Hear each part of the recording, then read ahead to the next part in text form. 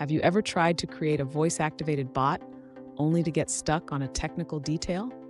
It can be frustrating, right? If that's you, then you're in the right place. Today, we're diving into how to check if your WebKit speech recognition is started. I totally get it. When you're building something cool like a voice bot, every little detail matters. You want to know if your recognition is actively listening or if it's just sitting there, right? You're not alone in this struggle.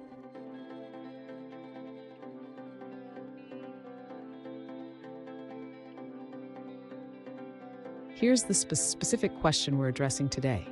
One user asked, "Is there a function that can tell me if WebKit speech recognition is started or stopped?"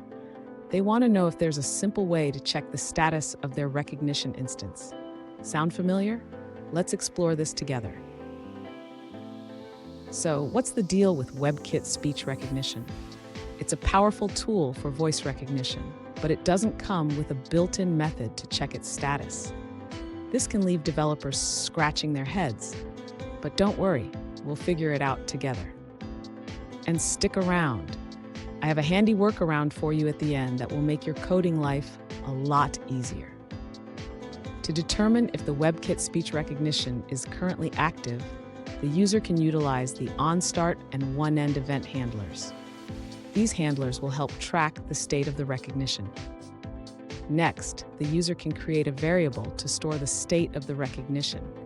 This variable will be updated in the onStart and oneEnd event handlers. Now the user can create a function called isStarted.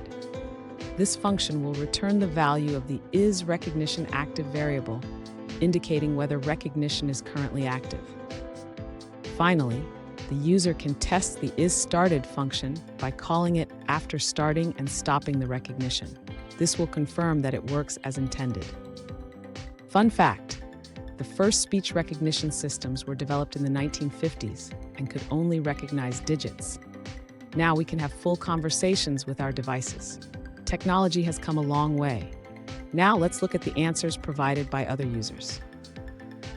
An alternative approach shared by another user is to check if the recognition object exists. If it does, you can perform actions based on that.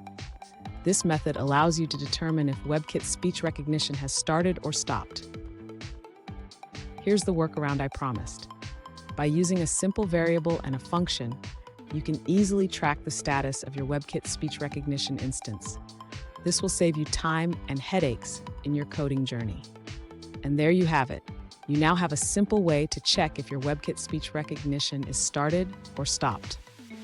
Remember, coding is all about finding solutions. If you found this helpful, hit that subscribe button for more tips and keep experimenting with your voice bot.